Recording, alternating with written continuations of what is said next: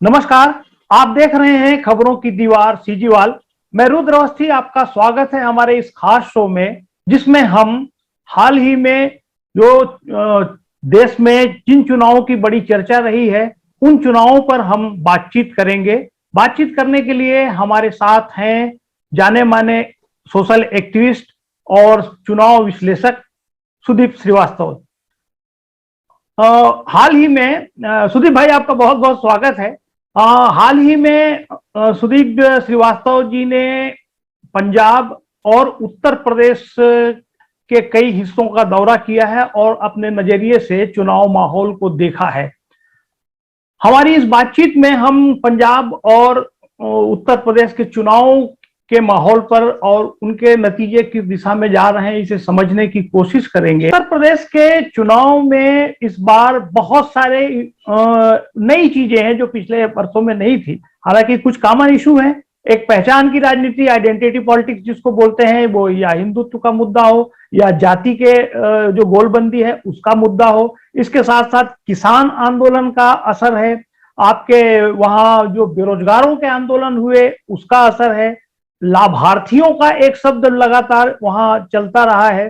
ये जो सब मिलाकर आपने वहां पर क्या देखा और किस तरह के समीकरण बन रहे हैं, क्योंकि इस पर बहुत सारी चर्चाएं हो रही हैं सोशल मीडिया पर, आपके डिजिटल प्लेटफॉर्म पर और बाकी मीडिया पर। उससे बहुत लोग नतीजों के तरफ आकलन करने की कोशिश कर रहे हैं कि हम क्या मान के चलें कि नतीजे किधर आएंगे। आज चूंकि अब ये मतदान पूरा हो चुका है, मतदान की प्रक्रिया पूरी हो गई है, तब हम बैठ के अगर इस पर खुली बातचीत करें कि ये 7 चरण के मतदान थे और उसमें क्या स्थितियां बन रही हैं आपके अनुसार, आप एक एक करके हमको इसका सिलसिलेवार विश्लेषण कीजिए। देखिए, उत्तर प्रदेश का चुनाव एक अपने आप में बहुत अजूबा चुनाव है, क्योंकि मेरे को पहली बार ये देखने में मिल रहा है किसी एक राज्य में एक नहीं बल्कि 2 चुनाव हो रहे हैं। 2 चुनाव हो रहे हैं। ऐसा लगता ही नहीं कि हम उसी चुनाव में आए हैं जब आप एक क्षेत्र में रहेंगे और दूसरे क्षेत्र में जाते हैं तो लगता है कि वहां पे एकदम ही अलग चुनाव हो रहा है।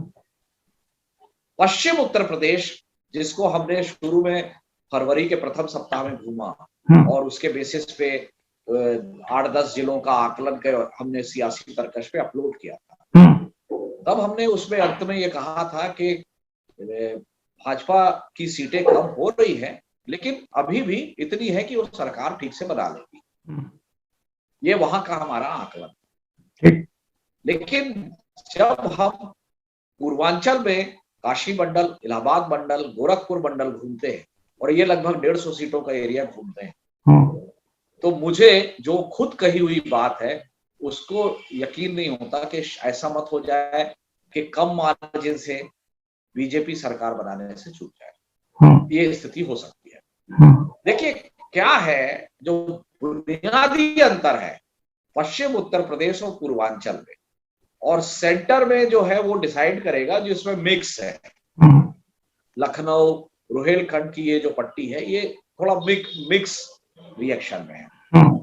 जिन जिन जिलों में 30% या अधिक मुस्लिम आबादी है, या जिन जिले पश्चिम उत्तर प्रदेश में हैं जहां मुजफ्फरनगर दंगे और इस सबकी मानसिकता का प्रभाव है, वहां पर बीजेपी का हिंदुत्व, पोलराइजेशन, 80-20 का फार्मूला, ये जितने इनके जुमले हैं, ये सब अभी भी पहले से कम इंटेंसिटी में लेकिन काम कर रहे हैं।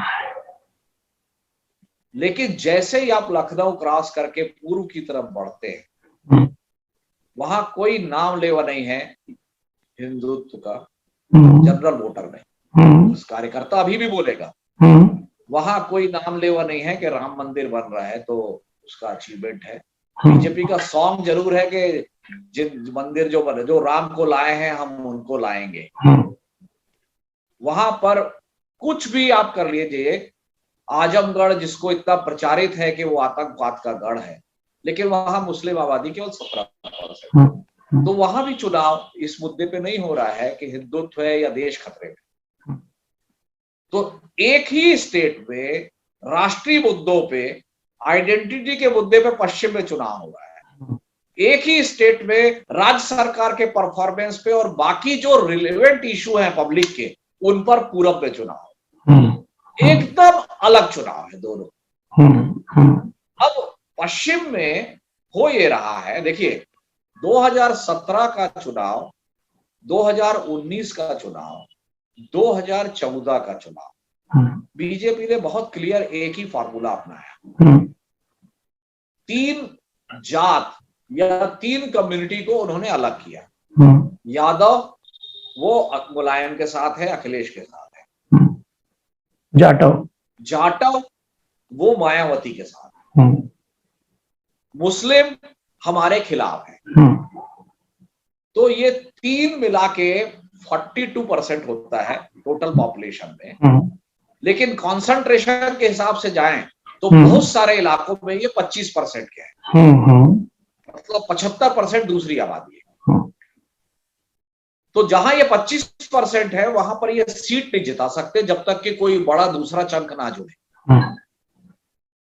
तो ये नॉन जाटव दलित, नॉन यादव ओबीसी और अपर कास्ट, ये जो 58% है, जो बहुत सारे इलाकों में 75% है, 80% है, उनको फोकस करके बीजेपी ने 2014 स्वीप किया, 73 लोग सीटें आई लोकसभा में। फिर 2017 स्वीप किया, 323 सीटें आई। ठीक है। और जब ये दोनों मिल गए, सपा बसपा मिल गई, तब भी 62 लोकसभा 80 में से जीते। ठीक है। माने आप केवल 9 सीटें और हारे जब ये दोनों मिल गए। ठीक है। क्योंकि जब ये दोनों मिले तो 42% मिल जाने के बाद भी वो बचा 58%, उनको 47-48% वोट दिया और जिता दिया। इस बार क्या हो रहा है कि पश्चिम उत्तर प्रदेश में जो किसान आंदोलन है, उसके कारण इस 75% या इस 58% में एक बड़ी कम्युनिटी जाट वो नाराज है किसान आंदोलन। लेकिन अब उसमें भी पश्चिम उत्तर प्रदेश के 2 इलाके हैं, एक है ब्रिज प्रदेश, आगरा, मथुरा, बुलंदशहर, ये जो पट्टी है, इस इलाके का जाट उतना नाराज नहीं है। अच्छा। लेकिन शामली, मुजफ्फरनगर, मेरठ और ऊपर जाते जाइए सहारनपुर, इधर जाट की नाराजगी बहुत ज्यादा है। दूसरी बात यह है कि जाट डोमिनेंट कम्युनिटी है। जैसे ही जाट किसी के साइड जाता है तो सैनी, मौर्य, कुशवाहा, गुर्जर को तो एंटीडोट कहते हैं जाट का, वो दूसरे तरफ जाते हैं। तो वो बीजेपी के तरफ थे, उन्होंने बीजेपी को छोड़ना उचित नहीं समझा क्योंकि जाट इधर आ गए। तो अब जाट और मुसलमान बड़ी संख्या में, मुसलमान तो लगभग पूरा, और जाट वोट कर रहा है। दूसरी चीज ये है कि जिन सीटों पर, जैसे कि संगीत सोम, सरधाना में संगीत सोम लड़ रहे हैं, बीजेपी के बड़े नेता है और हिंदुत्व के झंडा बरदार हैं, दंगे के आरोपी हैं, सब है। संगीत सोम की सीट बीजेपी हार सकती है क्योंकि वहां जो अतुल प्रधान लड़ रहा है सपा और लोकदल गठबंधन से, वो गुर्जर है और वो 30 से 40 हजार गुर्जर वोट काट रहा है। तो जैसे ही जहां पर ऐसी सीटें जहां जाट मुसलमान मिलके 50% क्रॉस कर रहे हैं, वो सीटें, या ऐसी सीट जहां जाट मुसलमान मिलके अलावा तीसरी कोई जाति जो कैंडिडेट है, जैसे अतुल प्रधान है, गुर्जर उसके साथ जुड़ रहा है, उन सीटों को बीजेपी हार रही है। जैसे धर्मपाल सैनी, उस सीट पर इमरान मसूद धर्मपाल सैनी का मुकाबला हुआ था सहारनपुर जिले में। इमरान मसूद केवल 4000 से हारे थे क्योंकि वहां मुसलमान बहुत बड़ी संख्या है। इमरान मसूद कांग्रेस से छोड़ के अब बस सपा में आ गए। उन्होंने विधानसभा लड़ने से इनकार कर दिया या उनको टिकट नहीं मिला। वो धर्मपाल सैनी के साथ है। धर्मपाल सैनी जो बीजेपी के मंत्री थे वो सपा से लड़ रहे हैं। तो अब उस सीट को सपा लोकदल जीत सकती है, बशर्ते धर्मपाल सैनी जो भाजपा छोड़ के सपा में आए हैं, सैनी, कुशवाहा, मौर्य, ये जो कम्युनिटी है इसका 30-40 हजार वोट खींच ले। अगर वो खींच लेंगे तो ये सीट चपाला। तो ऐसा करके मेरा यह आकलन है कि पश्चिम उत्तर प्रदेश में बहुत सारे पोलस्टर कह रहे हैं कि बीजेपी का सफाया होगा। मेरा मानना है कि बीजेपी का सफाया नहीं हो रहा है, क्योंकि आगरा मंडल में अभी भी बहुत सी सीटें बीजेपी बचा लेगी और बुलंदशहर मंडल में भी, इस इलाके में बचाएगी। तो 136 सीटें हैं पश्चिम उत्तर प्रदेश में, जिसमें मुरादाबाद, रामपुर, माने जो पहले 2 फेज और तीसरे फेज की कुछ सीटें, पहले 2 फेज और तीसरी फेज की कुछ सीटें, इन सीटों में 136 में से बीजेपी को 109 मिली थी। अभी भी वो 75-80 सीटें जीतने की स्थिति में है। इसीलिए मैंने पहले पश्चिम घूमने के बाद ये कंक्लूड किया था कि बीजेपी अभी भी सरकार बनाने की स्थिति में है, क्योंकि यहाँ 136 में 80 मतलब लगभग 60% सीटें अभी भी वो जीत रहे हैं। नुकसान हो रहा है लेकिन कम हो रहा है। ठीक है। अब बुंदेलखंड में जैसे आएंगे तो बुंदेलखंड में 19 सीटें हैं, वो लगभग सबकी सब बीजेपी की थी, सब बीजेपी की। 6-7 सीट का वहां भी 6-7 सीट का नुकसान है, लेकिन अभी भी 60% सीटें वहां भी हैं। तो पूरा दारोमदार अब आ जाता है सेंट्रल और ईस्ट पे। सेंट्रल में बहुत घूमा नहीं हूं, लेकिन जो कुछ हिस्से गया हो वहां सीटों पर बराबर बराबर चुनाव है। कम मार्जिन से बहुत सी सीटें बीजेपी अभी भी जीत सकती है। ईस्ट आते आते बीजेपी की चाल लड़खड़ा जाती है। यहां पर इलाहाबाद में जो बेरोजगारों को लाठी मारी गई, उसका असर क्या है वो मैं आपको बताता हूं। कौशाम्बी में सिराथू पे लड़ रहे हैं केशव मौर्य, उन्हीं की कम्युनिटी के लोग जो मौर्य हैं और उसको जिताना चाहते हैं, वो लंबी बातचीत में बोलते हैं कि क्या करें, लड़का मन नहीं मानत है, उनको लाठी पड़ा है, तो बोलते हम तो अखिलेश को लाएंगे, इनको जिताना ही नहीं। तो यूथ को केंद्र की मोदी सरकार ने जितनी भर्तियां निकाली, रेलवे की और इसकी और उसकी एनटीपीसी की जितनी निकाली, किसी में फाइनल रिजल्ट नहीं आया। एयरफोर्स की जितनी भर्ती निकली कोई फाइनल नहीं हुई। राज्य सरकार की भर्ती में परीक्षा रद्द हो जा रही है। तो जो पिछले 5 साल में केंद्र और बीजेपी के स्टेट की डबल इंजन सरकार ने रोजगार दिया नहीं, वो तो एक मामला है, उनके परीक्षा ले ली, पैसा खर्चा करा दिया, तैयारी करा ली, मेडिकल टेस्ट करा लिया और लिस्ट नहीं निकाल रहे। ये जो पीड़ा है ये बहुत ज्यादा है, और आंदोलन कर रहे पे लाठी मार रहे हो। तो मौर्य का अगर लड़का, युवा अगर अखिलेश को वोट दे रहा है तो स्थिति खतरनाक है, स्थिति खतरनाक है। फिर मेरे को निषाद पार्टी का गठबंधन बीजेपी से है, गोरखपुर में बकायदा बोलते मिला कि 6 महीने में एयरफोर्स एग्जाम का रिजल्ट आ जाता है। बहुत 1.5 साल हो गया, अभी तक पता नहीं है रिजल्ट आता है। तो किसको क्या कर रहे हैं, तो बोले हम साइकिल चलाएंगे। बोले रोजगार नहीं है, रोजगार से बड़ा हमारे लिए कोई मुद्दा नहीं है। तो ये चुनाव एक बहुत इंटरेस्टिंग पॉइंट पे जा रहा है। इसको काउंटर करने के लिए बीजेपी ने राशन बांटा है। अब वो लाभार्थी जो शब्द बहुत ज्यादा इस बार एक चर्चा में रहा है, लाभार्थी, उसका कितना असर है? वो ये मानते हैं असर उसका, लेकिन वो बता रहा होता है कि वो 20% आबादी को इतना लाभार्थी बनाए हैं, दिए हैं, सब कह रहे हैं, उसका असर महिलाओं पे है। और ऐसा भी देखने में आएगा कि महिला और उसका लड़का अलग अलग वोट करेंगे। मतलब आप देखिए, यादव का महिला और लड़का एक साथ साइकिल में जाएगा, ब्राह्मण का महिला और लड़का एक साथ बीजेपी में जाएगा, लेकिन जो नॉन यादव ओबीसी और नॉन जाटव दलित है, वही पूरा खेल है। उसमें महिला बीजेपी में जा सकती है, लड़का हो सकता, और जिस जगह पर ये नहीं वहां मेरे को मिला है, उस जगह महिला भी सपा को वोट कर देगी। तो इनका नॉन जाटाव ओबीसी और नॉन जाटाव दलित इंटैक्ट नहीं है, ये इनके लिए सबसे बड़े खतरे की बात है। अब वो कितना टूटा है ये तो काउंटिंग से पता लगेगा।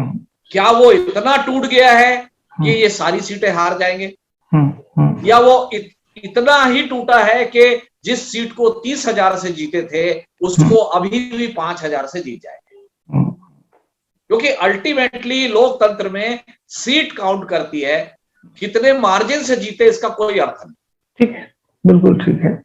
तो मान लीजिए किसी सीट को 30,000 से जीत। हाँ, मैं ये कह रहा था कि ओवरऑल जो हम लोग यहाँ बैठ के जिन चीजों को देख रहे हैं मीडिया के माध्यम से, आप जैसे लोग जो वहां पहुंचे हैं उनके माध्यम से, तो हर व्यक्ति के दिमाग में एक सवाल है कि क्या आएगा तो योगी ही, या वहां कोई इस बार बदलाव की बयार बह रही थी जिससे नतीजे इस बार कुछ बदल सकते हैं। ये मेरा सवाल है कि इस पर आप किस तरफ अधिक तराजू को अपने वजन किधर अधिक देंगे? पश्चिम उत्तर प्रदेश में कुछ हद तक आएगा तो योगी ही है। इवन मुसलमान भी डरते डरते बोलता है यही लोग फिर आ जाएंगे, इसलिए मैं ज्यादा कुछ बोलना नहीं चाहता। लेकिन पूरब में आएगा तो योगी ही नहीं है, ये केवल उनके समर्थक बोल रहे हैं आएगा तो योगी है। खुल के लोग साइकिल को सपोर्ट कर रहे हैं। और एक बहुत बड़ा मेजर ब्लंडर बीजेपी से टैक्टिकली हुआ है, जिसको अमित शाह जी ने सुधारने का प्रयास किया है। इनको ये लगा कि मायावती जी को घर बिठा दो, तो इन्होंने कैलकुलेटेड रिस्क ली कि मुस्लिम तो एक तरफा हो जाएगा, बीएसपी में चला जाएगा, सपा में चला जाएगा बीएसपी का जो है ना, लेकिन दलित जो है जाटाव है उसको हम लाभार्थी के कारण और बाकी पॉलिटिकल मैनेजमेंट से जो कि चुनाव में चलता है उसके बड़े हिस्से को बसपा से तोड़ के भाजपा में ले आएंगे। ये इनका प्लान था। ये प्लान ग्राउंड पे काम नहीं कर रहा है। चाहे वो हाथरस का मामला हो, चाहे चंद्रशेखर रावण का मामला हो, चाहे जो भी, चंद्रशेखर रावण के एक कार्यकर्ता से मेरी बात हुई तो उसने कहा कि जिन सीटों पर हम कमजोर होंगे या हमारी पार्टी का अस्तित्व नहीं है, उन सीटों पर हम उस कैंडिडेट को वोट देंगे जो भाजपा को हराए। और बहुत से दलित जाटाव मुझे मिले जो बोले प्रचार करे बहन जी चाहे ना करे, हम तो हाथी में ही नहीं दे। ये बात है। तो अगर वो वोट लगभग हाथी में इंटैक्ट जा रहा है तो मुस्लिम तो टूट के एक तरफा हो गया, दलित जो चाह रहे थे वो आया नहीं। तब तीसरे या चौथे दौर के आसपास अमित शाह जी ने बयान दिया कि मायावती जी बड़ी नेता हैं, उनका रिलेवेंस खत्म नहीं हुआ है और उनको अभी भी वोट मिलेंगे। उनको कहना पड़ा। ये इनका मेजर ब्लंडर है। और सेकंड आखिरी 3 फेज में बीएसपी के कैंडिडेट बहुत सी सीटों पर ताकत से लड़ते देखे गए। बिल्कुल बिल्कुल बिल्कुल। हालांकि मायावती जी ने अभी भी बहुत सभाएं नहीं की हैं, लेकिन उनको जितना पश्चिम में जो हालत थी उसके मुकाबले पूरब में वो ज्यादा ताकत से लड़ते देखे गए बहुत से कैंडिडेट। तो इसका मतलब है कहीं ना कहीं से उनको संसाधन मिले। तो सुनील भाई, एक दिलचस्प प्रश्न छत्तीसगढ़ के लोगों के दिमाग में जो उठता है और जिज्ञासा है कि इस चुनाव में कांग्रेस की क्या स्थिति रहने वाली है, क्योंकि कांग्रेस ने इस बार प्रियंका गांधी वहां लगातार काफी समय से चुनाव प्रचार कर रही थी और लगातार उनकी कई मुद्दों पर जो महिलाओं को टिकट और लड़की हूं लड़ सकती हूं जैसे नारों की बात हुई, तो अब आपने देखा तो वहां पर क्या लगता है कि पिछला प्रदर्शन बेहतर कर पाएगी या और कुछ अपनी कुछ भूमिका वहां पर निर्धारित कर पाएगी, क्या लगता है आपको? देखिए, कांग्रेस के कुछ बड़े नेताओं को मैंने करीब 3-4 महीने पहले ही ये कह दिया था कि वहां चुनाव सपा और बीजेपी के बीच होने वाला है। बसपा घर बैठ गई है और सपा आपके साथ अलायंस कर नहीं रही है, तो उन्हीं के बीच चुनाव होगा। और जब भी बाइपोलर चुनाव होता है तो मतदाता जो सरकार बना सकते हैं उन दो प्लेयर में ही चुनाव करते हैं। और मैंने उस समय भी कह दिया था कि जिस तरह छत्तीसगढ़ में जोगी कांग्रेस को उन सीटों पर वोट मिले जहां कांग्रेस का कैंडिडेट कमजोर हो गया, चाहे वो लोरमी हो, जहां सोनू चंद्राकर इतना वीक हुए कि धर्मजीत सिंह इतने टावरिंग लीडर थे, ये सारा वोट जो बीजेपी के खिलाफ जाने वाला था वो डाइवर्ट हो गया धर्मजीत सिंह। चाहे वो प्रमोद शर्मा हो बलौदाबाजार, तो हाँ, उन सीटों पर ही आपको वोट मिलेगा जहां पर सपा और बसपा का कैंडिडेट कमजोर दिखेगा या आपका कैंडिडेट उनके मुकाबले मजबूत दिखेगा। और सीट प्रोजेक्शन तो मैंने उनको नहीं माना था, लेकिन मैं उस समय से मान रहा हूं कि 7 सीट पिछले बार थी, अभी भी दहाई टच करना कठिन। लेकिन उसका मतलब ये नहीं है कि ये जो कांग्रेस ने वहां किया, प्रियंका गांधी ने और स्पेशली भूपेश बघेल ने जो छत्तीसगढ़ के सीएम है, उसका ग्राउंड पे असर नहीं है, ये कहना गलत है। अखिलेश के अलावा सपा के पास कोई पैन उत्तर प्रदेश लीडर नहीं है जिसके बोलने से मतदाताओं को प्रभाव पड़े। ये उसकी सबसे बड़ी कमजोरी थी। पहले मायावती पूरी ताकत से बोलती थी तो कम से कम 2 लीडर होते थे जो बीजेपी पे चढ़ाई कर रहे हैं। मायावती लगभग शांत थी या बहुत ही हल्के तरीके से उन्होंने प्रचार किया। जयंत चौधरी की अपील बहुत लिमिटेड है अपने एक पर्टिकुलर इलाके में। ओम प्रकाश राजभर की भी अपील लिमिटेड है, वो अपने इलाके में। तो प्रियंका गांधी और भूपेश बघेल के पूरे प्रचार का फायदा उसी तरह से सपा को हो रहा है जैसे 2003 में विद्याचरण के प्रचार का फायदा भाजपा को हुआ था, जैसे 2018 में अजीत जोगी जो भी बोलते थे भाजपा के खिलाफ, वो अल्टीमेटली भाजपा के खिलाफ और कांग्रेस के पक्ष में जाए। ये होता है पॉलिटिक्स में।